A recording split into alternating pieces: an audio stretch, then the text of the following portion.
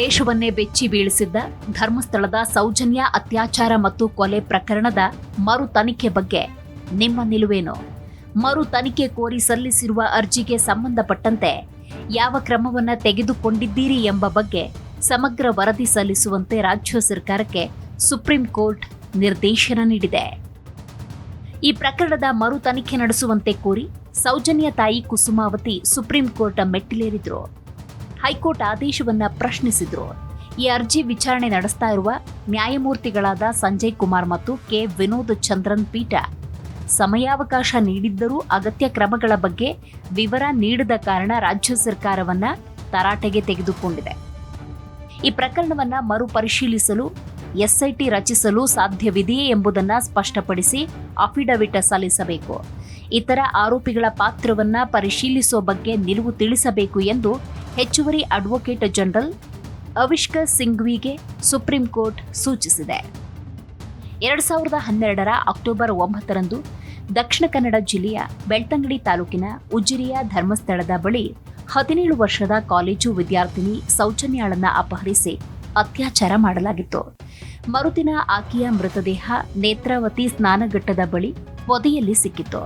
ದಕ್ಷಿಣ ಕನ್ನಡ ಜಿಲ್ಲೆ ಕರ್ನಾಟಕ ರಾಜ್ಯ ಮಾತ್ರವಲ್ಲದೆ ದೇಶದ ಹಲವು ಭಾಗಗಳಲ್ಲಿ ಈ ಘಟನೆಗೆ ತೀವ್ರ ಆಕ್ರೋಶ ವ್ಯಕ್ತವಾಗಿತ್ತು.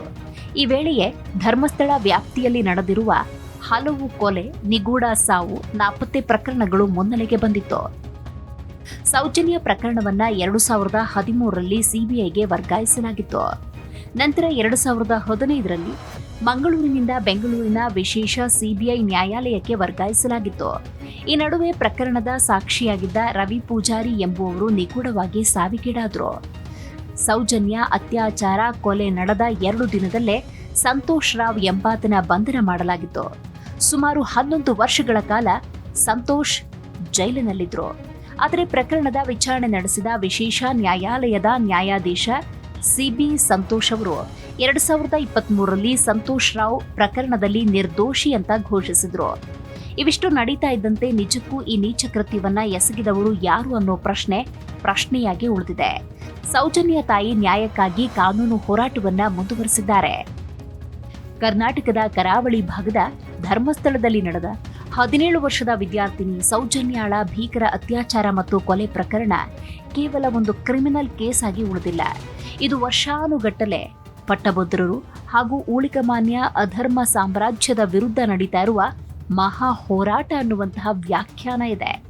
ತನಿಖಾ ಸಂಸ್ಥೆಗಳ ಜೊತೆಗೂಡಿಯೇ ತನಿಖೆಯ ಹಾದಿಯನ್ನು ತಪ್ಪಿಸಿದ್ದು ಎಂಬ ಸಾರ್ವಜನಿಕ ಆಕ್ರೋಶದ ನಡುವೆ ಈಗ ದೇಶದ ಅತ್ಯುನ್ನತ ನ್ಯಾಯಾಲಯವಾದ ಸುಪ್ರೀಂ ಕೋರ್ಟ್ ಈ ಪ್ರಕರಣದ ಮರು ತನಿಖೆಯ ದಾರಿಯನ್ನ ಸುಗಮಗೊಳಿಸಬಹುದು ಎಂಬ ಆಶಾವಾದ ಮೂಡಿದೆ.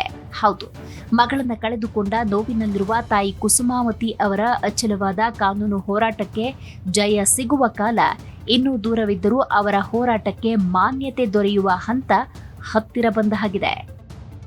ವಿಚಾರಣೆಯ ಆರಂಭದಲ್ಲಿ ಸುಪ್ರೀಂ ಕೋರ್ಟ್ ರಾಜ್ಯ ಸರ್ಕಾರದ ಧೋರಣೆಯನ್ನ ತೀವ್ರವಾಗಿ ಖಂಡಿಸಿದೆ.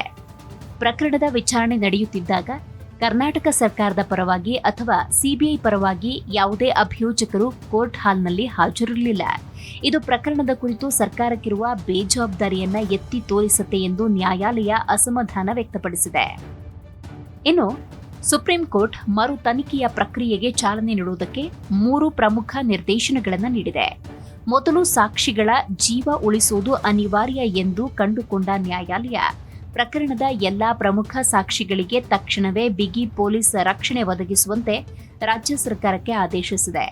ಸಾಕ್ಷಿಗಳು ಭಯಮುಕ್ತವಾಗಿ ಹೇಳಿಕೆ ನೀಡಲು ಪೂರಕ ವಾತಾವರಣ ನಿರ್ಮಿಸುವುದು ಸರ್ಕಾರದ ಜವಾಬ್ದಾರಿ ಅಂತ ಹೇಳಿದೆ. ಇನ್ನು ಸುಪ್ರೀಂ ಕೋರ್ಟ್ ಯಾಕೆ ಈಗ ಸಾಕ್ಷ್ಯ ರಕ್ಷಣೆ ಬಗ್ಗೆ ಮೆನ್ಷನ್ ಮಾಡಿದೆ ಅಂದ್ರೆ, ಅತ್ಯಾಚಾರ ನಡೆದ ರಾತ್ರಿಯಿಂದಲೇ ಈ ಪ್ರಕರಣದಲ್ಲಿ ಸಾಕ್ಷ್ಯ ನಾಶ ಮಾಡುವುದಕ್ಕೆ ಎಲ್ಲಾ ಪ್ರಯತ್ನಗಳು ನಡೆದಿತ್ತು. ಹಾಗಾಗಿ ಸುಪ್ರೀಂ ಕೋರ್ಟ್ ಈ ಬಾರಿ ಸಾಕ್ಷಿಗಳ ರಕ್ಷಣೆಗೆ ಹೆಚ್ಚಿನ ಮಹತ್ವ ಕೊಟ್ಟ ಹಾಗೆ ಕಾಣ್ತಾ ಇದೆ. ಜೊತೆಗೆ ರಾಜ್ಯ ಸರ್ಕಾರ ಮತ್ತು ಸಿಬಿಐ ಸಂಸ್ಥೆಗಳು ಜುಲೈ 14ರ ಒಳಗೆ ತಮ್ಮ ಲಿಖಿತ ನಿಲುವನ್ನ ಕೌಂಟರ್ ಅಫಿಡವಿಟ್ ರೂಪದಲ್ಲಿ ಸಲ್ಲಿಸಬೇಕು. ತನಿಖೆಯಲ್ಲಿ ಎಲ್ಲಿ ತಪ್ಪಾಗಿದೆ ಮತ್ತು ಮುಂದೆ ಏನು ಮಾಡಬಹುದು ಎಂಬುದನ್ನು ವಿವರಿಸಲು ಸೂಚಿಸಲಾಗಿದೆ. ಮರು ತನಿಖೆಯನ್ನ ಹಾಗಾದ್ರೆ ಯಾವ ಸಂಸ್ಥೆಗೆ ವಹಿಸಬೇಕು? ಹೊಸದಾಗಿ ವಿಶೇಷ ತನಿಖಾ ತಂಡ ರಚಿಸಬೇಕೆ ಅಥವಾ ಬೇರೆ ಯಾವುದಾದರೂ ಸ್ವತಂತ್ರ ಸಂಸ್ಥೆಗೆ ವಹಿಸಬೇಕೆ ಅನ್ನೋ ಬಗ್ಗೆ ತಮ್ಮ ಅಭಿಪ್ರಾಯವನ್ನ 2 ವಾರಗಳಲ್ಲಿ ನೀಡಬೇಕು ಅಂತ ಪೀಠ ಸ್ಪಷ್ಟಪಡಿಸಿದೆ.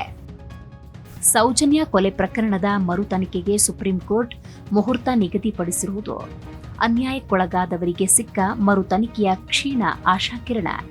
ವ್ಯವಸ್ಥೆಯ ಕಪಿಮುಷ್ಟಿಯಿಂದ ಪ್ರಕರಣವನ್ನು ಬಿಡಿಸಿ ಮುಕ್ತ ಮತ್ತು ನ್ಯಾಯಸಮ್ಮತ ತನಿಖೆ ನಡೆಸುವ ಅಗತ್ಯ ಇದೆ.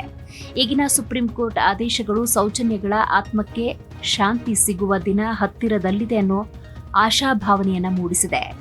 ತನಿಖೆಯ ದಾರಿ ತಪ್ಪಿಸಿದ ಅಧಿಕಾರಿಗಳಿಗೆ ಶಿಕ್ಷೆಯಾಗುವುದು, ನಿಜವಾದ ಹಂತಕರು ಜೈಲು ಸೇರುವುದು ನ್ಯಾಯದಾನದ ಅಂತಿಮ ಗುರಿಯಾಗಲಿ ಅನ್ನುವುದು ಸೌಜನ್ಯ ಪರವಾಗಿ ಧ್ವನಿ ಎತ್ತಿದ ಪ್ರತಿಯೊಬ್ಬರ ಮನದಾಶಯ.